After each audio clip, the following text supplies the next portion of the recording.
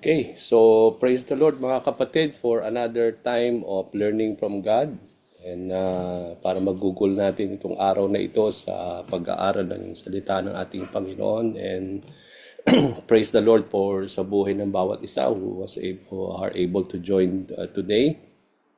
Now, itutuloy po natin yung ating pag-aaral sa Book of John, chapter 9. Hindi po natin tinapos po yung chapter na yon, although it can consider to be one whole story. But then, we don't want just to read it and then sabi nga natin na hindi natin naintindihan. But then, we want to understand yung lahat ng mga salita ng ating Panginoon.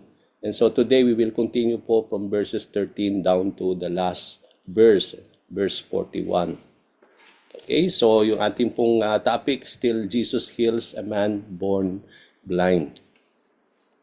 So if you have your Bible with you, can we all read together in John chapter 9, verses 13 to 41? Allow me to read. Then they took the man who had been blind to the Pharisees because it was on the Sabbath that Jesus had made the mud and healed him. The Pharisees asked the man all about it. So he told them, "He put the mud over my eyes, and when I washed it away, I could see." Some of the Pharisees said, "This man Jesus is not from God, for he is working on the Sabbath." Others said, "But how could an ordinary sinner do such miraculous signs?" So there was a deep division of opinion among them.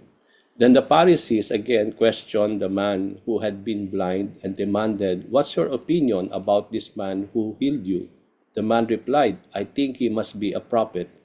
The Jewish leaders still refused to believe the man had been blind and could now see, so they called in his parents. They asked them, "Is this your son? Was he born blind? If so, how can he now see?" The parents replied, "We know this is our son and that he was born blind, but we don't know how he can see or who healed him. Ask him. He is old enough to speak for himself."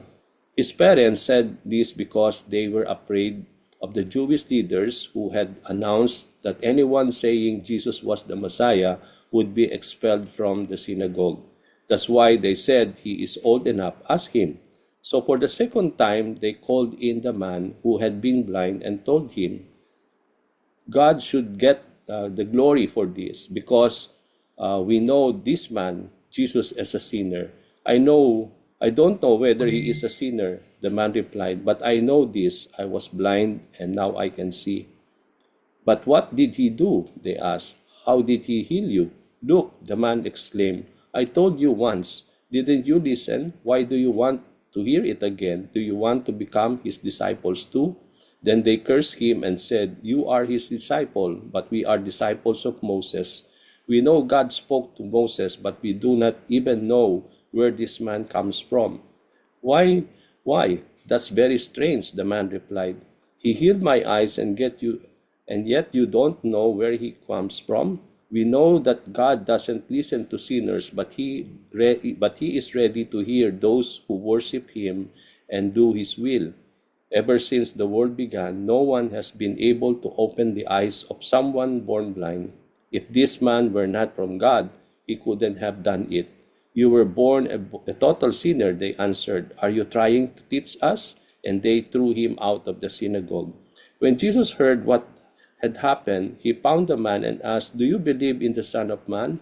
The man answered, "Who is he, sir? I want to believe in him."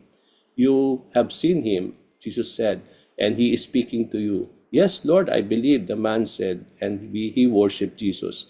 Then Jesus told him, "I entered this world to render judgment, to give sight to the blind, and to show those who think they see that they are blind." Some Pharisees who were standing nearby heard him and asked, "Are you saying we are blind? If you were blind, you wouldn't be guilty." Jesus replied, "But you remain guilty because you claim you can see." So purihin ang Panginoon sa kanyang mga salita sa araw na ito. Now, last Friday, we started this chapter discussing about how the man born blind was healed by the Lord Jesus Christ. So when Jesus saw the blind beggar, nakita natin, nung nakita ng ating Panginoon itong blind beggar na ito, He made a substance out of saliva and mud, and then He started to rub the eyes of the man. Okay? Jesus told the man to go to the pool of Siloam and wash himself. So the blind man, nakita natin, he obeyed the Lord, and then he washed himself, and then nakita natin sa salita ng Panginoon, he came back seeing. So we discussed also last time, no, as a quick recap, just to tie up para sa ating lesson today, mga kapatid, na napag-aralan din natin the reality and the truth about sickness and infirmity. No, maraming dahilan bakit meron tayong mga sakit, at hindi lang po iisang dahilan bakit nagkakasakit ang tao, no? But in the time of the Lord, no, even in the time of the Pharisees, iisa ang kanilang knowledge of understanding why merong mga infirmity and sickness. It is because of sin. Pero when we study the Bible, hindi po yun ang talagang itinuturo lamang ng salita ng Panginoon. Yes, number one reason why there is sickness and infirmity is because it is a direct result of sin. No?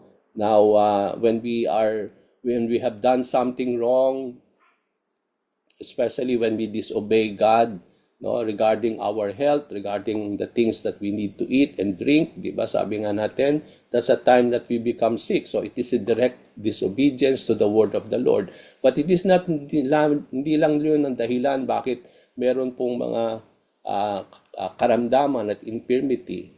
Pangalawang reason na laman natin last time, it is a way of discipline to the children of the Lord. No? Kapag tayo hindi nakikinig sa Panginoon and He is taking our attention already, pero hindi tayo nagpe-pay attention sa mga bagay na gusto ng Panginoon sa ating buhay, sometimes He uses sickness and infirmity to take our attention. No? Pangatlong dahilan, nakita natin last time, it is a way of judgment for the unbelievers, for the sinners. At sabi nga natin, nakita natin in the time of Moses, in the book of Exodus, wherein God uses boils or sickness to judge the nation of Egypt. No? When Pharaoh don't allow the people of Israel to come out of Egypt. Okay, nakita rin natin na another reason why there is sickness is hindi po isa man dun sa tatlong yun na sinabi ko. No? At ito'y nakita natin dito sa ating passage just to make it clear that Jesus Christ says that hindi yung taong ito ang nagkasala, sabi nga ng Panginoon, hindi rin yung kanyang mga magulang, kundi He was born blind is because God has a purpose for this, no? That God will reveal His power out of this man. At yun na nakita natin, no? Pinagaling ng ating Panginoon Diyos ang taong ito, that he was able to see. Nalaman din natin, just to give emphasis then today, as we will see the second half of the healing, na when we talk about blindness, hindi lang po physical blindness lang, no? We talk about spiritual blindness. At nakita natin on the first study natin last week, the Lord opened the physical sight of this man. But from this chapter onwards, makikita natin that the Lord will open his spiritual blindness, no? That he may able to see Jesus Christ. At yun yung makikita natin later on. So Jesus Christ healed the man, but although the man was able to see, but then he was not able to see spiritually regarding the truth about the Lord, no? Kaya nga lagi pag tinatanong siya, sino yung nagpagaling sa iyo, no? Sino ba itong Jesus na ito? But then he was not able to have a clear answer. Lagi niya sinasabi, I do not know. I just know that the man called Jesus, sabi doon. So ibig sabihin, hindi niya kakilala si Lord. Narinig lang niya itong si Jesus na nagpapagaling at siya yung nagpagaling sa kanya, but he has no clear and understanding of the Lord regarding who himself. Okay? So dito lang natin makikita na i-reveal ni Lord ang kanyang sarili dito sa taong ito. Okay? So from here we will pick up from where we stop at that particular time. So when the people questioned the man, no, nung question nila itong taong ito, why he was able to see and who healed him, the man simply said, the man they called Jesus healed me, sabi niya. Itong taong tinatawag nilang Jesus, ang siyang nagpahid sa akin ng putik, no, at ako'y nakakita na muli. So nung tinanong ng mga crowd, nasaan siya? No? But then sinabi niya, I do not know. No? So yun nga yung sinasabi natin, from the words of the man, mga kapatid, makikita natin dito that even the man has been healed from blindness. No, makikita natin that he was still blind to know and to understand, especially he is ignorant regarding about the Lord Jesus Christ. The words I do not know, no? It means to say nagre-reveal ito na hindi niya talaga kakilala si Lord, na hindi niya alam kung sino talaga itong nagpagaling sa kanya, no? And it is only after the Lord Jesus Christ opened the spiritual sight of this blind man na lubos niyang nakilala at siya'y nanampalataya at naniwala sa ating Panginoong Hesukristo. So from our passage, mga kapatid, after the crowd questioned this man, dinala nila itong taong ito na nakakita sa mga Pariseo. No? At bakit? Bakit nila dinala itong taong ito? Kasi makikita natin from our verse, because it was in the Sabbath that Jesus Christ had made the mud and healed this man. So there are already, again, some accusations that the crowd, that the Jewish people made out of this miracle, na imbes na mag-rejoice sila at mamangha sa kabutihan ng ating Panginoon Diyos na display, na manifest sa buhay nitong taong ito, binigyan pa nila lalo mas halaga yung Sabbath, no? Na wherein alam natin po yung law when there is a Sabbath day, na hindi pwedeng magtrabaho ang kahit sino man, na hindi pwedeng gumawa ang kahit sino man, at lalo na higit sa lahat, hindi pwedeng magpagaling, no? At makikita natin dito. So this implies that the people accused Jesus of disobeying the law of Sabbath.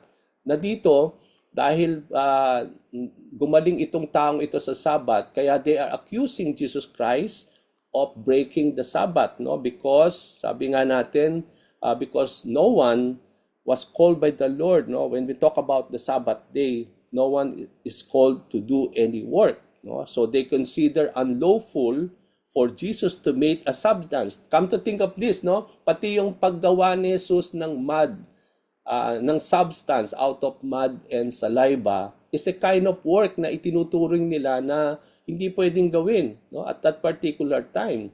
And that's why nakita natin from the very words itself, why they took Jesus Christ para sa to the Pharisees is because the miracle na nangyari ay nangyari sa Sabbath, at yung pong pagpapagaling ng Panginoon out of mud is a kind of work, no? Na ginawa ni Jesus, and then yung healing na nangyari is a form of breaking the Sabbath law. So this is not the first thing, mga kapatid, di ba? Kung matatandaan natin, we started this chapter, this book of John, we are now in chapter 9, naka-8 chapter na tayo, thoroughly studying this book.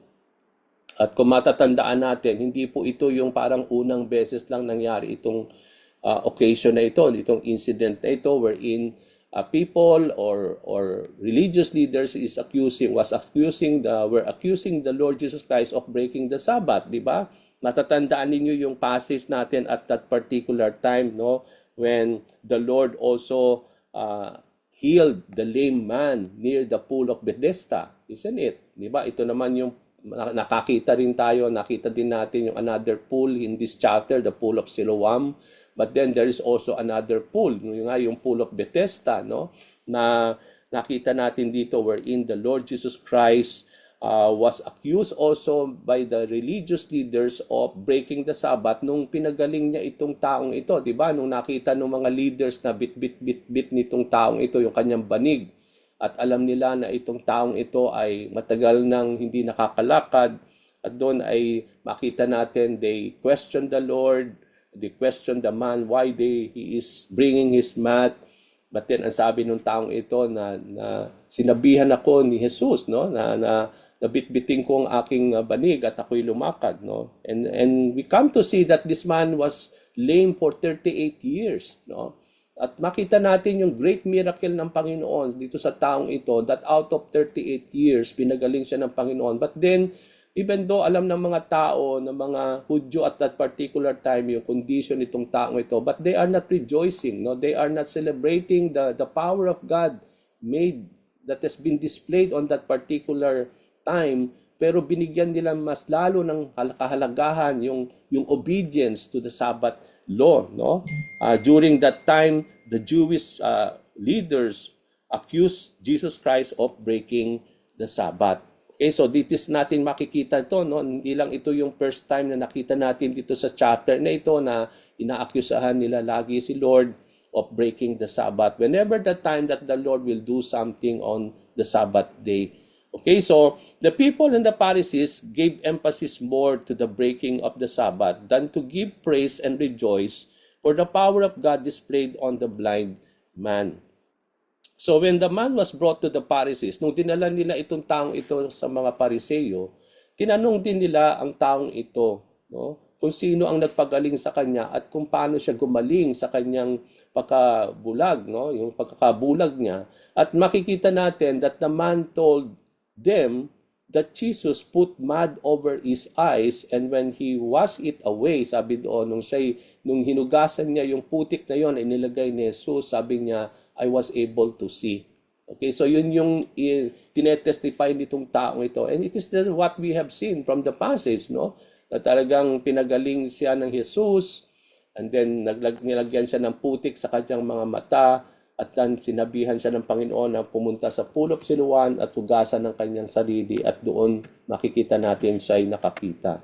So verse 16 from our passage today, mga kapatid, said that after the man told the Pharisees how he received his sight, there was a deep division. Nagkaroon ng division.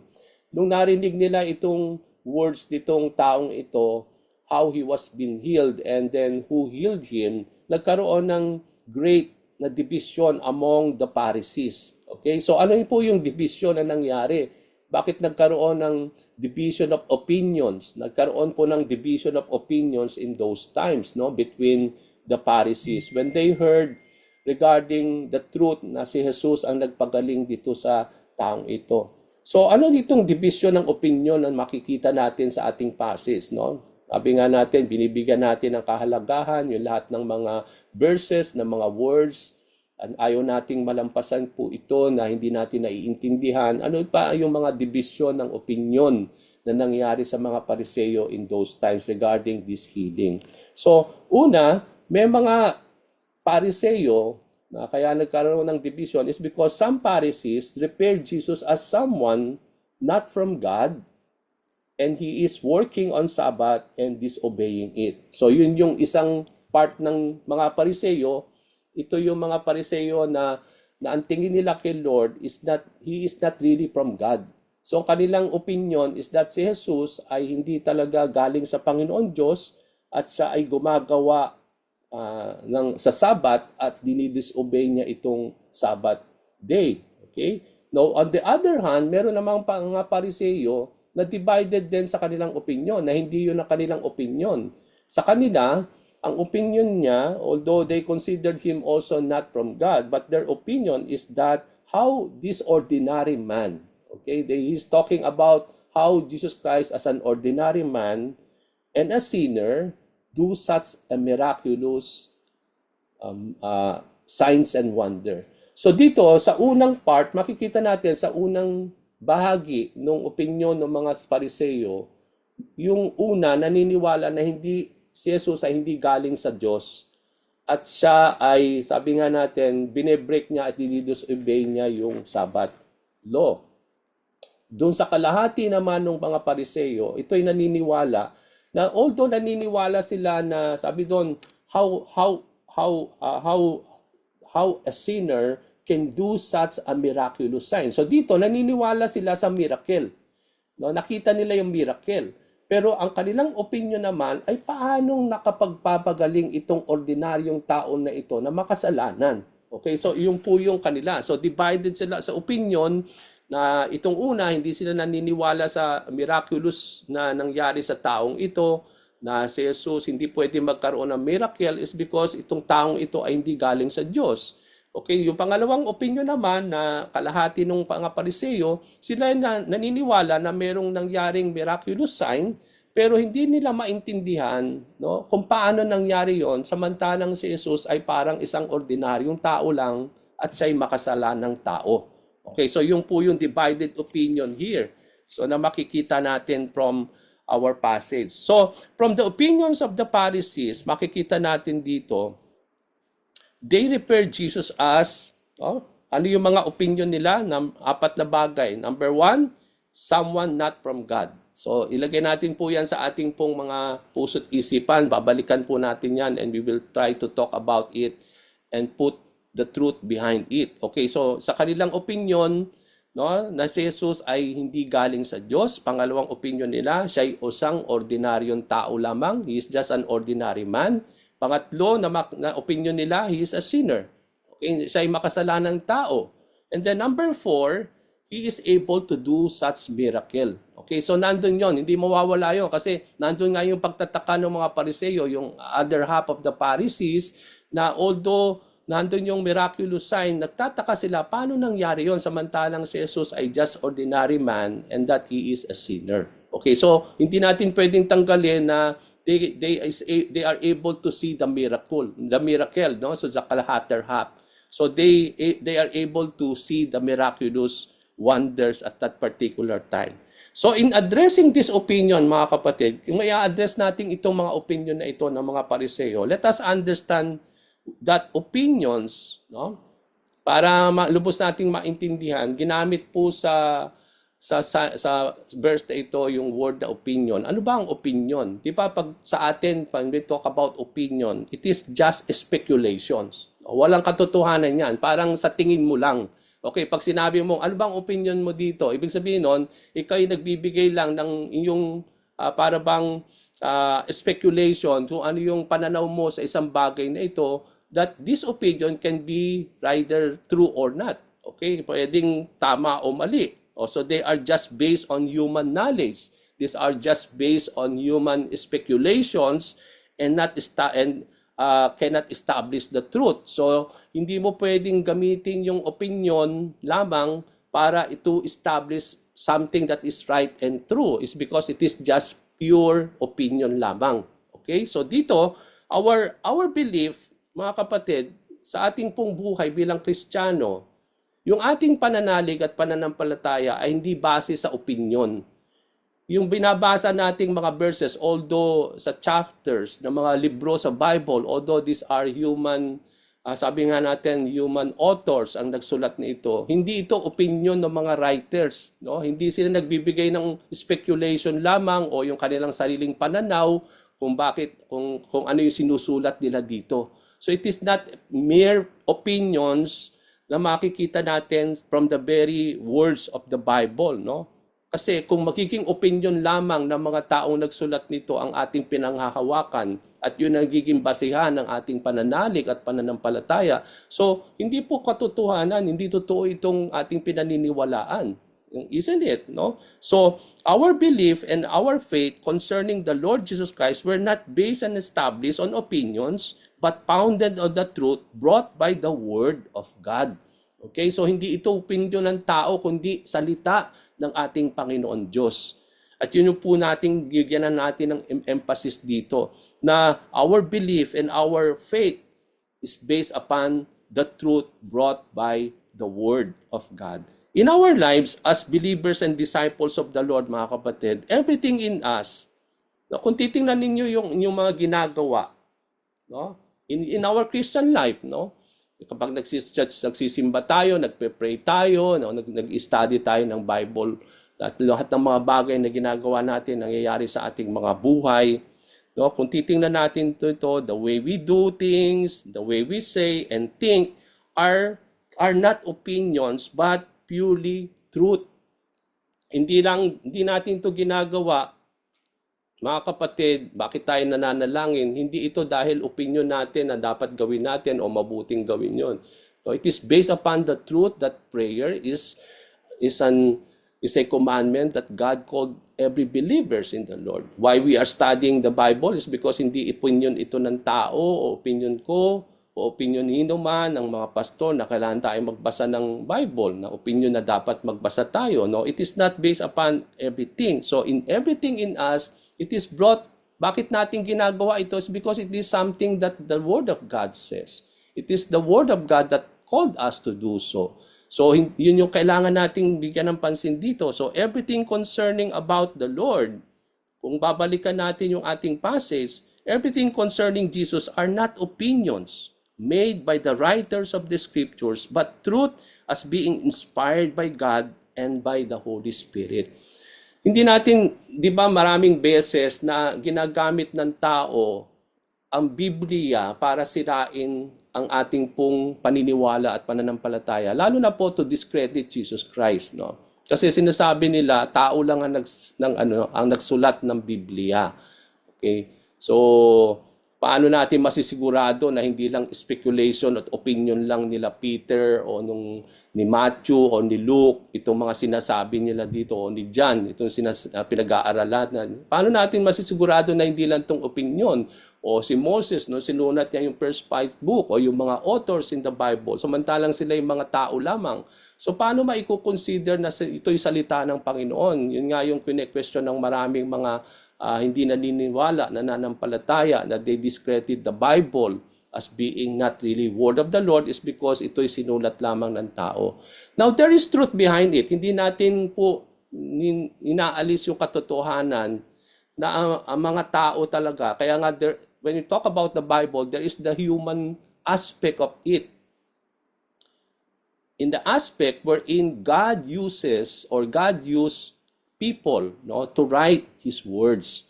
But then, kung titingnan natin yung inspiration, kapag nag-aral tayo ng doctrine, ng Christian doctrine, one of the Christian doctrine is about the word of the Lord, that it is infallible and inerrant. Pag sinabi nating infallible, inerrant, walang fault, ibig sabihin, it means to say there is this unique unity of the word of the Lord. Come to think, they said it is almost 40 authors who wrote the Bible. Come to think of that, no? 40 authors. But then, iba't ibang time ang kanilang pagsusulat. Yung revelation ni Lord, iba't ibang time. Pero kung makikita natin, hindi iba-iba yung tema, hindi iba-iba yung topic, hindi iba-iba yung sinasabi sa Bible, but there is a unity from the book of Genesis down to the book of Revelation. So, iisa yung tema, iisa yung theme. No, kung makikita natin. So dito tayo mamamangha kung ito'y opinion, kung ito'y mga bagay na patungkol sa Panginoon ay opinion lang ng mga writer, no, especially yung mga gospel writers, no. So hindi totoo ito yung pinag-aaralan natin. No, but then we know that sabi nga sa Bible, no, the word of God is inspired by God. When we talk about the inspiration of the Bible, the inspiration of the word of the Lord, there is this the guidance and the power of the Holy Spirit that move people to write. Kung makikita natin dito, there is this aspect of God and the aspect of man. Yes, it's because, come to think of this, no, yung karakter ng taong ito, kapag ikaw ay nagsusulat, dala-dala mo yon. Diba? Kapag tayo nagsusulat, no, nandun yung personality and character natin on what we are writing. Kaya kung makikita natin dito, when the word of the Lord was written by human people, makikita natin doon, God allowed them to write it the way according to their personality and character. But it is the Lord inspiring them, guiding them, empowering them to write the very words of God. Hindi ito na makita natin yung inspiration of the Bible when it comes to the Christian doctrine, na hindi sila mga sekretary na ang Panginoon nagsasalita, sinusulat lang nila yung naririnig na kay Lord. No, hindi yun ang nakita natin dito. God is revealing Himself to the writers, and then as they write, the Holy Spirit is guiding them, empowering them to write, no, according to their personality and character, na hindi po nagdi-dictate lamang ang Panginoon na sinasabi niya, and then the writer was writing whatever words that the Lord God is telling them. No, we cannot see that, no, in the Bible. So although yes, that is true that the Bible is written by people, but then it is not by their own opinion and understanding. They are guided by the Holy Spirit. It is the Lord who inspired them to write His very words. So, instrumento lamang sila. Yung ginamit lang sila ng ating Panginoon. So, we can really say that what we believe are not opinions from the writers of the book, but these are truth regarding the Lord God revealed Himself to us, no? The way they have written it, as we have now in the Bible. So today, many religions are not able to acknowledge who Jesus is. Maraming mga tao sa ating panahon, hindi lang sa ating panahon, sa iba't ibang panahon noon, na hindi nila tinatanggap, hindi nila kinikilala, ina-acknowledge kung sino ba talaga ang ating Panginoong Jesucristo, because their beliefs concerning the Lord are purely human opinions. Okay? Kasi kung mga purely opinion lamang yung kanilang pinanghahawakan. Kasi kung panghahawakan nila ang salita ng Panginoon upang magiging basihan ng kanilang understanding kung sino siya, then malalaman nila ang katotohanan. But then because they don't know the truth, yung lahat ng mga sinasabi nila patungkol sa ating Panginoon are just merely human opinions and speculations. Walang mga basihan ang kanilang mga sinasabi. Now, the scripture gave us the truth about Jesus Christ. Okay, lagyan natin ng apologetic. Pag sinabi nating apologetic, gina-justify natin yung ating mga faith, yung ating paniniwala regarding sa mga bagay na sinasabi nilang mga totoo na sa atin hindi totoo. Number one, sabi natin, ano bang apologetic natin? Ano yung how do we justify, how do we face yung opinion that Jesus Christ is not from God? How do we approach what the people say that He is just an ordinary man? Or how do we defend the truth when it comes that Jesus is a sinner? No? So paano natin i-justify yung salita ng ang Panginoon? And at the same time, how do we defend our faith regarding these opinions of people? So someone who is from God, no? Sabi nga natin, many occasions, sabi nila, Jesus Christ is not from God. Hindi siya nagmula sa Diyos. So many occasions, Jesus disclosed the truth. Now, in our passages, nung inumpisahan natin itong Book of John, marami ng instances, maraming occasions na natin na napag-aralan, no, from our previous chapters, yung katotohanan wherein Jesus Christ discloses always yung katotohanan na sinasabi niya, I came from the Father and the Father sent me. So dito natin makikita from the very words of Jesus Christ, He is disclosing the truth regarding that He indeed came from the Father. No, nakita natin from even the start of John chapter 1, no? In the beginning was the Word, and the Word was with God, and the Word was God. Sabi nga natin. And the Word became flesh. So, makikita natin dito yung katotohanan that this opinion regarding Jesus Christ is not from God, is not true. It is just purely opinion and baseless. But if we will base our understanding regarding the word of the Lord, makikita natin yung katotohanan that Jesus Christ indeed came from God. No, maraming verses magsusupport yan, hindi lang sa Book of John. Ang dami po magsasabi na indeed Jesus Christ came from the Father.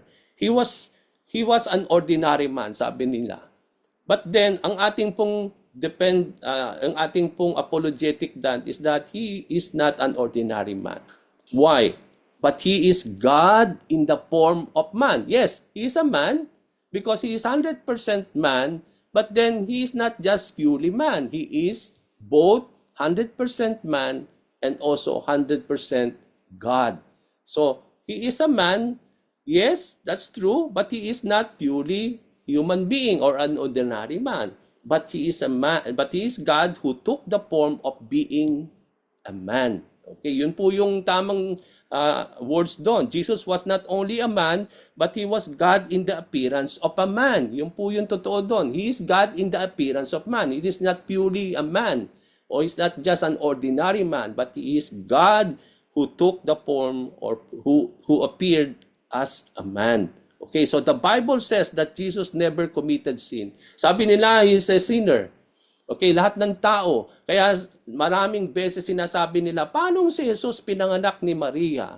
Samantalang hindi siya nagkasala, lahat daw ng taong ipinapanganak nagkakasala. So paano nangyari yon? Bakit exempted si Jesus Christ? No, kaya nga sa kanila, Jesus Christ, because He is just a man, ipinanak siya ni Maria, so nandun pa rin na anak siya ni Maria at Joseph. So it means to say na siya'y nagkasala rin at siya'y makasalanang tao rin. Okay, so paano natin i-depend nga yun, no? Now, the Bible says, mga kapatid, that Jesus never committed sin in His entire life as a man. When God took the form of being like us. Come to think, He's not an ordinary man. Very special si Lord kasi, come to think of us, pinanganak tayo we are reproduced by our parents, by our mom and our dad. Okay? No, nung sila yung nagsiping, and then yung outcome noon is because our mom become pregnant and then ipinanganak tayo. So we are conceived in the womb of our mom. Okay? But then, nandun yung aspect ng husband and wife. But in the terms of Mary, makita natin walang aspect ni Jose. It's because sabi nga natin, Jesus Christ was conceived in the womb of Mary, not by Joseph, but by the Holy Spirit. Okay, so makikita natin doon. So, hindi natin pwedeng ihalintulad yung kapanganakan ni Lord sa kapanganakan natin. Yes, when we were born, we are really sinful already. Okay, it's because we inherit the sins of our father and mother. Okay, but when we talk about Mary, although he is a sinful woman, no? Kaya nga makikita natin dito, no? Sabi nila that sabi nga natin yung namumukod tangi si Mary. Yes, namumukod tangi siya dahil pinili siya ng ating Panginoon Diyos upang maging kasangkapan, to conceive on her womb si Jesus Christ. But then it doesn't mean na talagang special si Mary, na wala siya talagang kasalanan. No, alam natin na he also, kaya nga kung makikita natin dito na that he called ang ating Panginoon Diyos, that He is also relying, no, that He was rejoicing, no, that He will see the salvation of the Lord at gagamitin siya, no, bilang kasangkapan upang para matupad yung kaligtasan na ipinangako ng ating Panginoon Diyos. So at makikita natin dito that Mary was special, but then we cannot say that she is sinless, no, hindi siya walang kasalanan. But then we come to see why Jesus Christ was not sinful or He was born a sinner is because, come to think of this, He is God who just, sabi nga natin, took the form of being a man. Okay, so hindi po pwedeng God, when He was born as a man, can become a sinner, no? At makikita natin doon that special yung case ni Jesus Christ. Although we cannot explain it paano nangyari yon, but that is what the Bible says, no? Jesus cannot become the Lamb of God kung siyang isinugo ng Panginoon. Bakit siya pinanganak dito sa lupa? Upang tubusin ang tao sa kanilang pagkakasala. Yun yung purpose why God became flesh. Hindi siya dito para magpakyut-pakyut lang or gawin niya yung ubusin niya yung time niya dito na walang purpose. But then alam natin that Jesus Christ came in this world to seek and to seek and find the lost. No, that he came here to save mankind from their sins. At kung makikita natin yon, if he is sinful, then he cannot do that purpose. He cannot become worthy of sacrificing himself. Di ba nakita natin in the Old Testament times, even yung mga animals na isasacrifice for the sins of people, kailangan unblemished siya, walang fault, walang mga bagay na kapintasan, no? Ibig sabihin, healthy siya, talagang very pleasing, and it becomes holy to the Lord kapag wherein God called people to sacrifice animals na talagang unblemished and without any at all, na talagang masasabi natin na pleasing sa mata ng ating Panginoon Diyos. So when it comes to Jesus Christ as the Lamb of God who took away the sins of the world, come to think, kung may kasalanan siya, He cannot be effective as being the Lamb of God. He cannot be effective kung ibibigay man yan yung kanyang sarili tapos makasalanan siya. So, hindi talaga perfect ang salvation natin. Ibig sabihin, kung ganun si Jesus, kung yun yung reality na He is also a sinner, then we cannot say that our salvation today, the way we have received from the Lord, is a perfect salvation. Ibig sabihin, merong danger pa rin tayo mga kapatid kung hindi talaga totoo na walang pagkakasalang Panginoong Jesucristo. Is because, sabi nga natin, hindi totoo itong salvation natin. We are also facing judgment if that is the case. But that is not what the Bible says. That when Jesus Christ fulfilled the mission that the Father sent Him, makita natin it is complete, sabi nga ni Lord. It is finished. It is perfect salvation. That makita natin the most holy place of God in the temple was rift, yung curtain that divides, wherein no one will enter that most holy place, wherein only yung chief priest ang makaka-enter noon to do the atoning sacrifice. Once a year lang makakapasok siya doon. But then, when Jesus Christ gave Himself on that particular time on the cross, nakita natin na buksan yung presensya ng Diyos, no, that now people can come by the blood of Jesus Christ. Sabi nga sa Bible, no, pinapahayag nila Paul at nila Peter that now we can enter the presence of the Lord in a new and living way, out of the resurrection of the Lord, out of His body, which is the curtain, sabi doon. When it was ripped off, and now there is the presence of God, we can now enter with confidence, sabi doon. So, we thank the Lord for that, no? So, from here, we don't believe it. It's just a purely opinion of people that they say that Jesus is a sinner. But then, when it comes to the word of the Lord, He is sinless, okay? He is a perfect sacrifice for our sins. So, the only opinion that some Pharisees na pwede nating sabihin totoo, na sa kanila opinion pero it is truth, is because when Jesus Christ is able to do such miracle. Praise the Lord, that somehow merong mga Pariseo in those times na naniniwasa na sila na meron talagang miracle na nangyari. At hindi lang natin nila lubos maintindihan kung bakit nangyari yon, samantalang they considered the Lord an ordinary man and a sinner. But then, praise the Lord, because even in the life of the Lord, no, maraming beses pinag-aralan natin itong Book of John, mga kapatid, na ilang chapter na nating pinag-aralan, Jesus Christ continuously doing signs and miracles, okay, healing na ang only God can do. That there is no other man. Kaya nga sabi dito nung man, di ba, nung later on, no, that in the whole world, no one is able to, sabi nga nung man, no, this is the first time that he remembered that there is no one before who has been healed. A man that is born blind na nakakita, no, it is the very first time, no, in the life of this man that he was able to see even though he is born blind. So makikita natin dito, no, that the Lord Jesus Christ is continuously using signs and wonders and miracles to prove that He is indeed God in the form of man. That He is indeed the Messiah. No, ginagamit niya yung mga miraculous sign na yan to testify, to prove of who He is. Kaya makita natin dito. So, from here, makikita natin, mga kapatid, that these are purely opinions of the Pharisees. Nakakalungkot dito, mga kapatid, kung itong sa ating pag-aaral, kung sila ay mga ordinaryong tao lamang. But then, these people who are making such kind of accusation, making opinions, are religious leaders, mga Pharisees. And come to think of that, no, sila yung mga nagtuturo, sila yung mga religious leaders in those times. And come to think that what they are seeing or what they are telling people are just merely purely opinions based on their own judgment, based on their own speculations, that there is no truth behind all those things. And that gives us, sabi nga natin, no, na nakakalungkot isipin na maiintindihan pa natin kung itong mga taong ito na nagsasabi nito ay mga purely ordinary people. But sad to say, these are religious leaders. So after this, nakita natin dito, the Pharisees again question.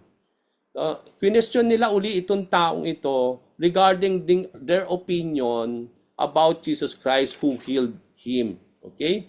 The man replied that in his opinion, sabi niya, in your opinion, sinabi nila doon sa tao, sa iyong opinion, sino itong taong nagpagpagaling sa iyo at paano kanya pinagaling? Okay, so the man who healed him must be a prophet, sabi nitong taong ito. Sa kanya, dahil alam natin, he don't know the Lord Jesus Christ. So sa kanya, maging opinion lang din ito. There is no truth. Although sinabi niya na sa tingin ko, itong taong ito ay propeta ng Panginoon Diyos. But come to think, even though sinabi ito ng taong ito, but then let us put into reality that he's still spiritually blind. No?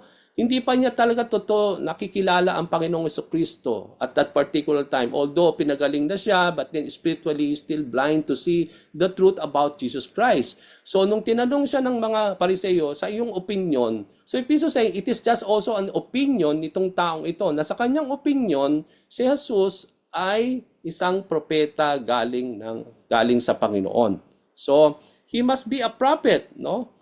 And then anong makikita natin dito na sa kanyang pananaw, sa kanyang opinion, si Jesus ay talagang propeta ng ating Panginoon Diyos. But then ito ay nasabi lamang niya is not because he knew really Jesus Christ, but then sabi nga natin kanina, lagi niya sinasabi, I don't know. No, I don't know this man.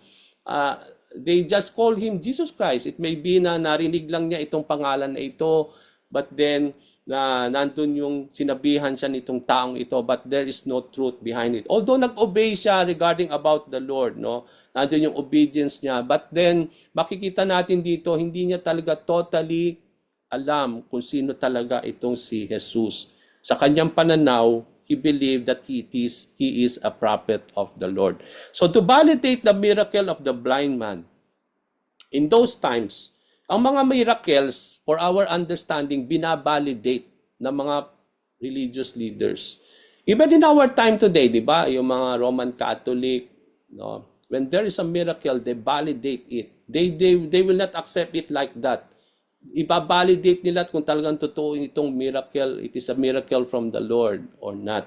Okay, so in the time of the Lord, in the time of the Pharisees, they also want to validate it. Okay? Now, how do they validate it? Pinatawag nila yung magulang nitong taong ito. Okay? Who was born blind. Okay? So, the Pharisees called the parents of the man, and then the parents, nung tinanong sila ng mga Pariseo, ng mga religious, totoo ba talaga itong anak ninyo ay talagang ipinanganak na bulag? Okay? So, dito, nakita natin, kinumpirm ng mga magulang niya, talagang ipinanganak nila yung kanilang anak na bulag. No, so that he was blind since birth, sabi nila. And they do not know, hindi rin nila alam kung paano siya nakakita at sino yung nagpagaling sa kanya. No? Although itong mga parents, somehow meron silang understanding, maaring sa kanila, ang pananaw nila, it may be somehow na si Jesus din ang nagpagaling sa kanilang anak. But then, yung kanilang understanding that it is the Lord who healed their son, but then because of their fear of the Pharisees, no, na sinabi doon na narinig nila na sino daw ang magsasabi that Jesus is a Messiah will be put out of the synagogue, no, yung you will be thrown out of synagogue. But in those times, sabi nga natin, mahalaga ito sa mga Hudyo, no, sa Jewish religion. Na when you will be thrown out of synagogue, hindi ka makakapasok, hindi ka makakapagsamba at that particular time. You will not be able to go to the different community. Di ba ang mga synagogue, although may temple, they worship the Lord, pero di ba sabi nga natin, meron tayong place to worship the Lord as a church, pero di ba we meet also at our homes, no? Di ba when we do Bible study. In that particular time, merong mga synagogue. Yun din, it is a form of worship then. They worship there. They also study the Word of God there. No? So, merong iba't ibang mga synagogue in different places of Jerusalem in those times. Although merong temple, when they worship the Lord, they sacrifice offering to the Lord. But then, mahalaga ang mga synagogue in those times. No? It is a community of believers that they join together to worship and to allow the word of the Lord to be proclaimed in their midst. Now, kung ikaw mapapatapong ka out of synagogue, no, and you cannot enter anymore any synagogue, then that is a big deal for them. Kaya nga sa kanila, natakot sila na although nandun yung kanilang paniniwala na si Jesus talaga itong nagpagaling sa kanilang anak, but then they were not able to proclaim it with their mouth. Okay, so ganun din naman din sa atin, no? When we will try to put that into application in our lives, no? We know the truth regarding Jesus Christ. Sometimes na pangungunahan talaga tayo ng takot, no? Especially when we are forbidden by the government, by the law, not to preach, not to do such kind of thing, no? But then, sabi nga natin, no? But then, may it not be like that always in our lives as believers in the Lord, na pinangunguhanahan tayo lagi ng takot regarding what man can do unto us, no? Sabi nga sa Bible, sabi nga ni Paul, if God is with us, who can do something against us, no? Kung ang kasama natin ng Panginoon. Kaya nga in the time of Peter, in the time of Paul, no, they are not restricted of any law, no? If they believe this is the will of the Lord, they will obey the law of God rather than obeying the law of man. If they are sabi nga natin, pinagbabawalan sila to do everything, no? Sabi nga ni Peter, is rather that we need to obey the God than obey what you are telling us, di ba? Sabi ng mga chief Pharisees kila Peter at that particular, don't preach anymore, don't even mention Jesus Christ, or don't even teach about the resurrection of the Lord. Di ba? Sabi nga ni Peter, no. It's either that we are able to obey God rather than obey you all. Okay? So makita natin yung boldness si Peter dito. So in our lives, no, huwag tayong pangunahan ng takot lagi when we talk about speaking the truth. Na nakita natin sa mga magulang itong tao ito, although they know the truth, they know the reality that somehow they know and understand it is Jesus, the Messiah, who healed their son. But then, hindi na ila ito sinabi because nung tinanong sino pa sa tingin nila ang nagpagaling sa kanilang anak, but then because of the fear of the Pharisees, for them to be thrown out of the synagogue. Okay, so nakita natin yon. Okay, so from here, makita natin, the Pharisees called the man again, no? Tinawag nila uli itong man ito for the second time, and then they started now to that sabi dito that it should be God who should be glorified, not this Jesus Christ. So, di ba alam natin na yung kalahati ng mga Pharisees, they believe on the miracle. And sa kanila, ang dapat nag-glorify si God. Because miracle comes from God. And not this Jesus Christ. Because Jesus Christ is just an ordinary man. No? Sa kanila, yun yung sinasabi nila. Na dapat ang Panginoon Diyos ang mag-glorify sa buhay mo. Na sa miracle na nangyari sa iyo, it should be God who should be glorified, not this Jesus who is a sinner, sabi doon. Na not this Jesus Christ who is a sinner. Di ba? Yun yung nakita natin sa passage. Then the man replied. No? Nag-reply itong taong ito sa kanila na muli. Sabi doon, a sinner or not, no? Kung siya ay makasalanan o hindi, sabi nitong taong ito. Makasalanan man siya o hindi, pero ang alam ko, I was blind before, but now I can see. Okay? Na ako'y bulag dati.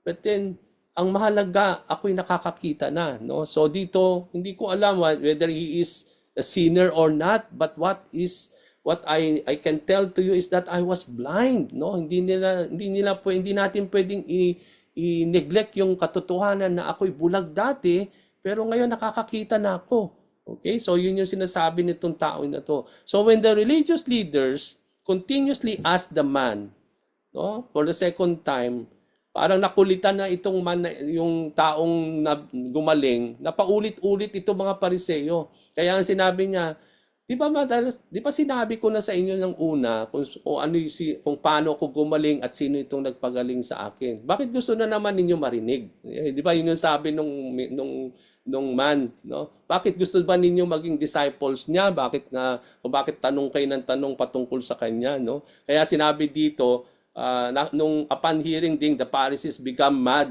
to this man, no? They cursed this man. Sabi doon, they cursed this man, and then they said to him that they were not disciples of Jesus Christ, but they are disciples of Moses.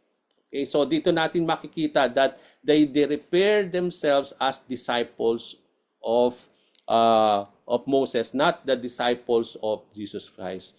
So the Pharisees gave more preference to Moses. So dito makikita natin sa buhay ng mga Pariseo, they give more emphasis, they give more concern about Moses than Jesus Christ. No, yung para bang binibigyan nila ng mas kahalagahan si Moses. Now, bakit ba? Because when we talk about yung Judaism, the religion of the Jewish people, they talk about the Mosaic law. Ito yung kanilang buhay, ito yung kanilang life. Ito yung kanilang pundasyon ng kanilang relihiyon, yung Mosaic law, yung yung law given by God through Moses. Okay, so yun yung pinaka yung ano no, yung pinanghahawakan nila, yun yung buhay nila. Kaya sa kanila, when we talk about the religion, mahalaga sa kanila si Moses because he is the mediator. That he is the, sabi nga, it is God who spoke to Moses. And then it is Moses who wrote the law, no? Na the first, sabi nga na, Moses is the writer of the first 5 books in Pentateuch, no? Tapos yung Torah, yung Mosaic law, pag sinabi nating Torah, ang ibig sabihin nun, the Mosaic law, it was given by God through Moses, no? At sa kanila, sabi niya, bakit nila pinapahalagaan si Moses is because than Jesus Christ is because they believe Moses was called by God. During that time, during the burning bush, no, nakita natin doon when God called specifically the name of Moses to come, no, and to at doon makita natin God talked to him and God speak unto him, no, through the burning bush, and how the Lord has sent him to be the one who will lead Israel out of bondage of Egypt. So dito sa kanila, mahalaga sa kanila yon. Yun yung kanilang buhay, yun yung kanilang pananalig, at yun yung kanilang pananampalataya regarding the truth. Kaya binibigyan nila ng mas kahalagahan si Moses. Kaya they believe, they call themselves as disciples of Moses because they follow the teachings of Moses through the Mosaic law, yung sa Torah. Okay, so dito. So from the words of the Pharisees, makita natin, they consider really Jesus Christ as something that is not from God. Because compare with Moses, sa kanila, nakita nila that it is God who called Moses. It is God who speak to Moses. But for Jesus Christ, sabi nila, they don't even know where he came from. Okay, di ba sabi doon, we know Moses, God spoke to Moses, but this man, we don't know where he came from. Okay, yun yung sinasabi nila. But then, maraming dito, but this is not true and baseless, alam natin. Maraming beses, many times, Jesus testified that he came from the Father. He came from God and that the Father sent him. Kaya lang, hindi lang nila talaga tanggapin yung sinasabi ng ating Panginoong Jesucristo. But for them, Jesus Christ does not really came from God and they don't know where he really came from. Kaya nga, last time, they even accused the Lord, someone who he came from Beelzebul, no? That he is one of the demon of Satan, no? It's because he can perform out of the power of Beelzebul, no? But there is no truth about that, no? Now, similarly, there are several passages that support the truth that the Father is speaking through Jesus Christ. Binibigyan na nila ang kahalagahan wherein God spoke to Moses. Pero, diba, in our previous lessons, maraming passages wherein Jesus Christ is telling the people that God is speaking to him, that the Father who sent me is the one talking to you. So it is God who's speaking through Jesus Christ. Kaya nga sabi, no, I don't speak by myself. It is the Father who's speaking. Na yung sinasabi ko sa inyo is the very words of the Father. So dito makikita natin yung katotohanan that he is just like Moses, that God spoke also through Jesus Christ, no? Makikita natin 'yon na hindi ito katotohanan na that God is not speaking through Jesus Christ, but the very fact that Jesus Christ came in this world is for the purpose to reveal the Father to us, to reveal God to mankind. Kaya nga lubos nating naunawaan, naintindihan kung sino ba ang Diyos sa pamamagitan ni Jesucristo. Come to think, God becoming a flesh, na nahawakan nila ang Diyos at that particular time, no? Very blessed nga ang 12 disciples na nakasama nilang kumain, na matulog ang Diyos at that particular time. People in those times experienced the miracle of God, the power of the Lord. No, when God was walking here on earth, when he manifested his glory and power, no, through Jesus Christ at that particular time. So makikita natin dito, no, that it is not that the truth regarding about the Lord, that indeed God is speaking through him. He came to reveal the Father to us. So when the man who was healed heard the Pharisees saying that they do not even know where Jesus Christ came from, mas magaling pa sa kanila itong taong ito. O sila yung mga religious leaders, no? But then hindi nila alam kung sino si Jesus, ang nanggaling si Jesus. Pero itong taong ito, kahit hindi niya kakilala si Lord, ang kanyang basihan ng kanyang sinasabi is yung nangyari sa kanya. Yung miracle, yun yung lagi niyang pinanghahawakan.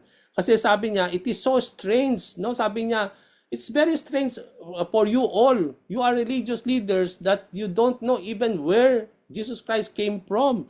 No? So what the man was saying is that if Jesus can heal blindness, sa kanya, I don't know if he is sinner or not, no, but I believe he is from a prophet from the Lord. But what I believe is that I am blind before, but now I can see. So sa kanya, ang pinangahawakan niya yung miracle ni Lord. Na sa kanya, whether he is sinner or not, no, it doesn't mean that sinasabi nila that he is a sinner. Sinasabi ng mga Pariseo that he is a sinner. Pero sinasabi nitong tao to, mas magaling pa siya sa mga teachers of the law. So sinasabi niya, ang aking paniniwala, hindi dinidinig ng Panginoon Diyos sa mga panalangin ng isang mga kasalanan. How come if Jesus is a sinner, how can he do miracle on me? Okay, yun sinasabi niya. No, that it tells that he came from God. Na naniniwala siya, if he is not from God, he cannot do this miracle. No, yun yung sinasabi nitong tao ito. If he is not from God, hindi niya pwedeng paano siya nakapagpapagaling, no? So no one could open the eyes of the blind except the one who comes from God. Yun ang sinasabi niya. Kung hindi ito galing, kung itong taong ito na sinasabi niyo na hindi ninyo alam kung saan siya nagmula, pero sinasabi nito ito siya ay nagmula sa Panginoong Diyos. Kasi kung hindi siya mayroong kakayahan magpagaling. That I will not be able to see, no? Sabi doon. So earlier we saw that the man considered Jesus as a prophet of God. Diba? Nakita natin kanina ang pananaw niya na siya ay propeta ng Diyos. Now, he believed that why Jesus was able to heal him is because he came from God.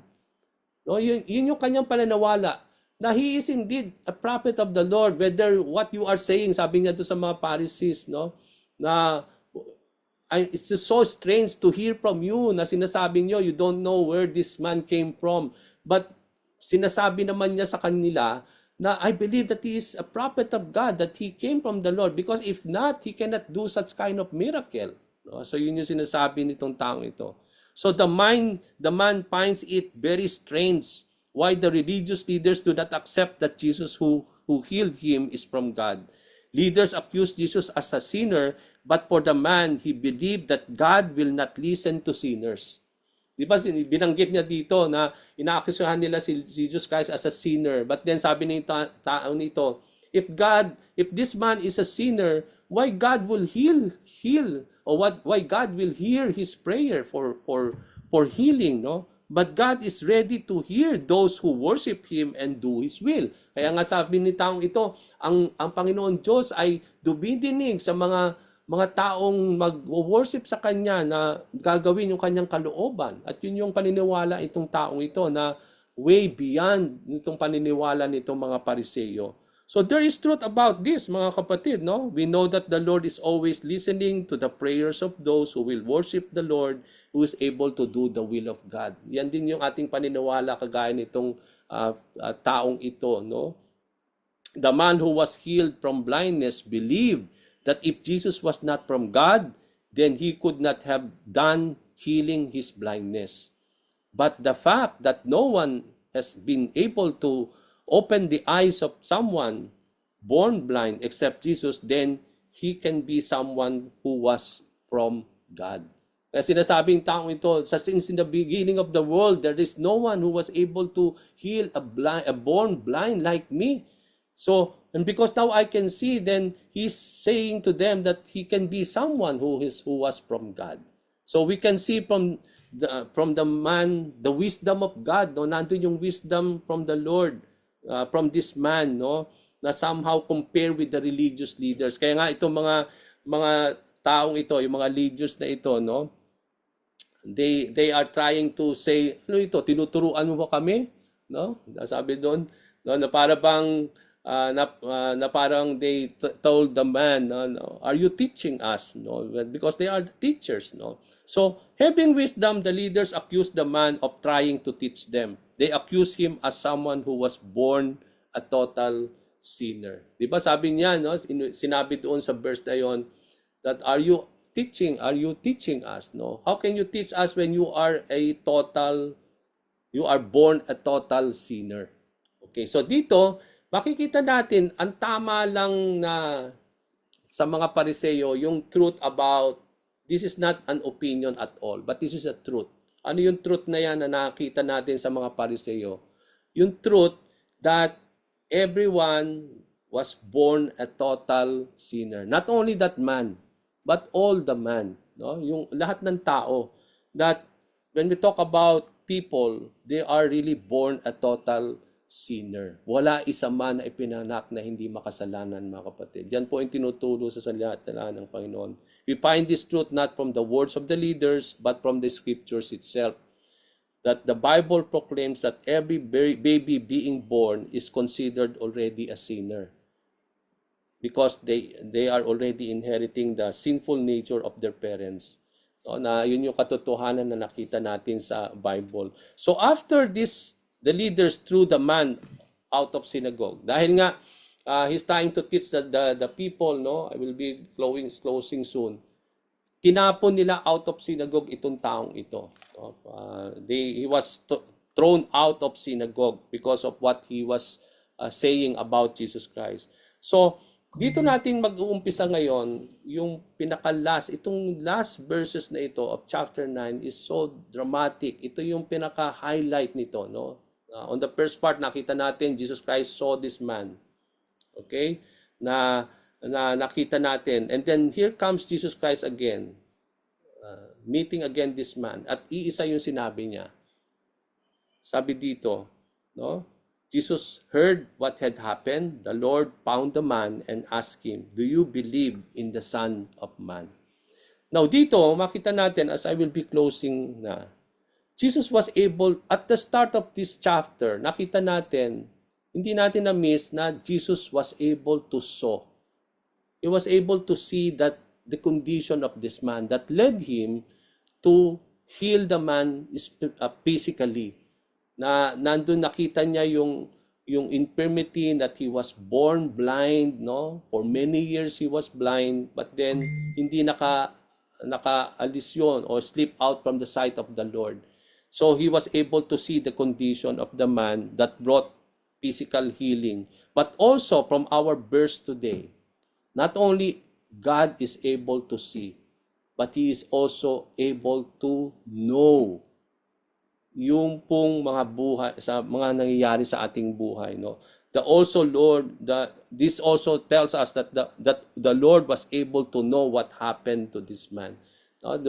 Di ba? Wala naman si Lord sa mga nangyayari, no? Hindi niya alam kung yung pinatawag yung magulang, no, nung kine-question na siya ng mga religious leaders, no? But then, ang sabi doon, Jesus Christ knew, was able to know what had happened. We don't know how he came to know that because he is God. He is not able to see things, but he was able to know things. He's an all-knowing God. Na kahit sino man ang pwedeng na walang magsabi sa kanya, God is able to see. He is able to know what had happened in the life of this man. No? That's why at that particular time, alam niya yung nangyari sa taong ito. And that's why he was able now again to seek and he was able to find this man. No? And then he started to ask him, do you believe on the Son of Man? Okay? So Jesus knew that even though the man was able to see physically, yet he is still blind to see and find God. Ini-expect ni Jesus Christ na kahit itong taong ito ay gumaling, pinagaling niya physically, he expect that he will not really seek the Lord. He will not really find the Lord. It's because he is still spiritually blind. Yan po ang reality ng tao. No? We expect na kahit ang tao nakakakita sila physically, but we don't expect that they will seek God, that they will try to find the Lord. Yan po yung reality in our world. It means to say, even though they can see nakedly with their eyes, they are all spiritually blind to seek and to find the Lord. So anong gagawin ng Diyos? It is the Lord who will do the seeking and the finding. Kaya nga sabi doon sa Bible, Jesus Christ came to seek and to find the lost. Because people will not seek and find God because they are spiritually blind. No, they will not able to know. They will not really able to seek and find because they are all spiritually blind. They have no capacity to seek and find the Lord. So because God knew that condition, it is why God who will do the seeking and the finding. He seek and find the lost. At yun po yung nakita natin from our passage today.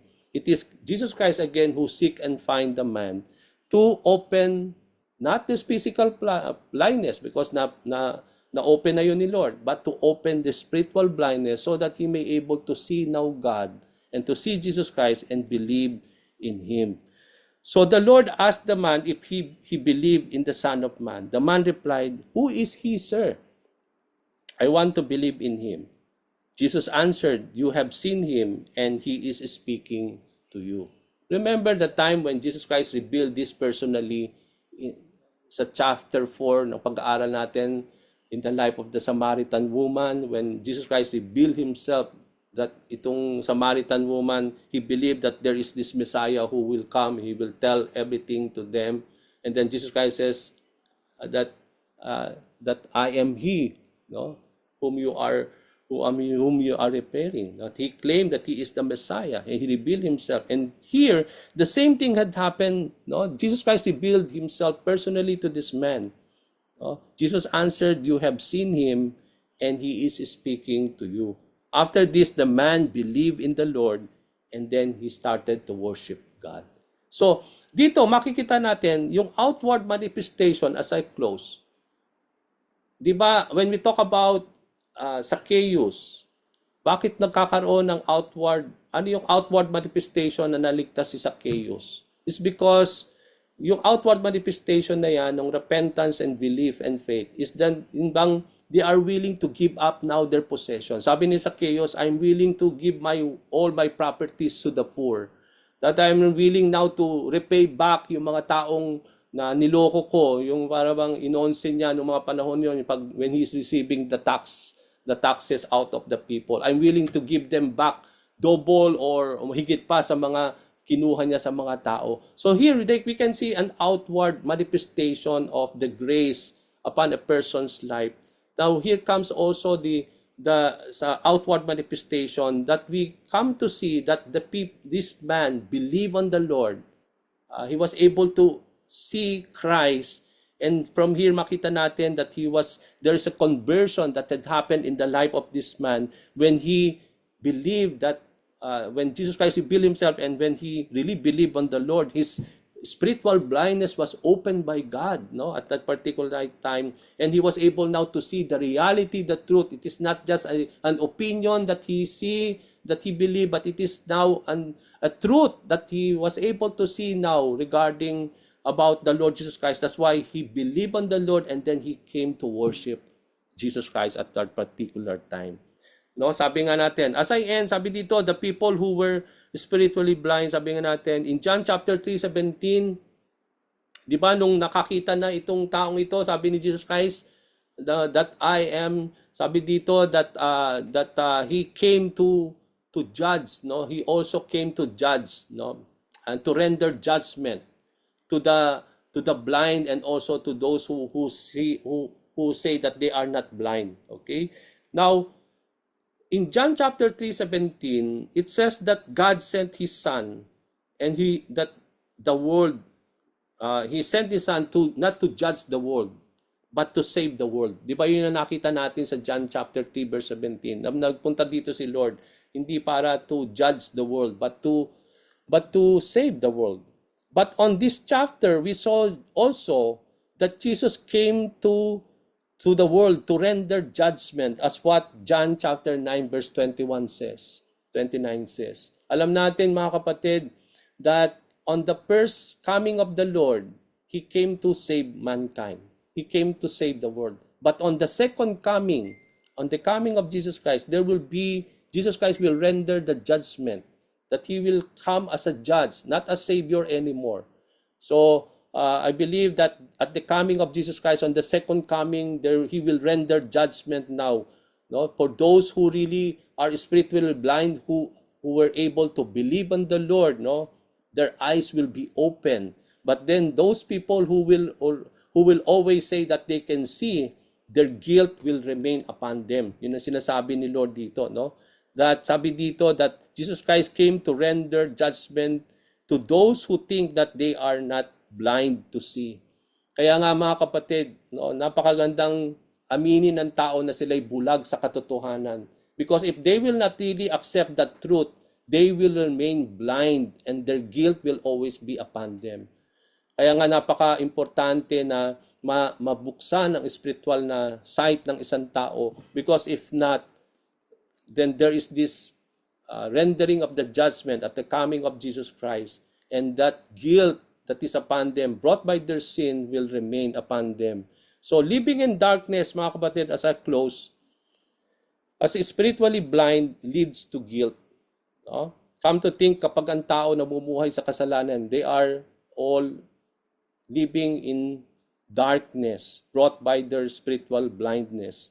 They are guilty because of their sins. So when a person believes in Jesus Christ, their blindness are open as they see the truth about God, and their guilt will be taken away by the Lord.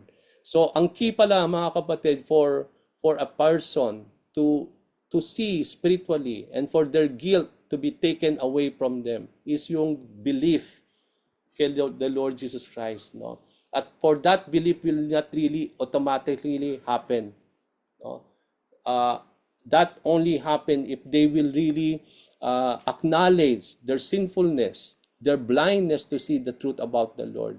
And when they believe, and then they come to the Lord and seek Him with their heart, no, and then acknowledge who the Lord is, that's the time that their blindness will be open, and that's the time that they will see really the truth that comes regarding the reality of the Lord, who really is the Lord Jesus Christ. Okay, so praise the Lord, we are able po to complete our study now. Let me just stop this recording and then return this back to Sister Brenda.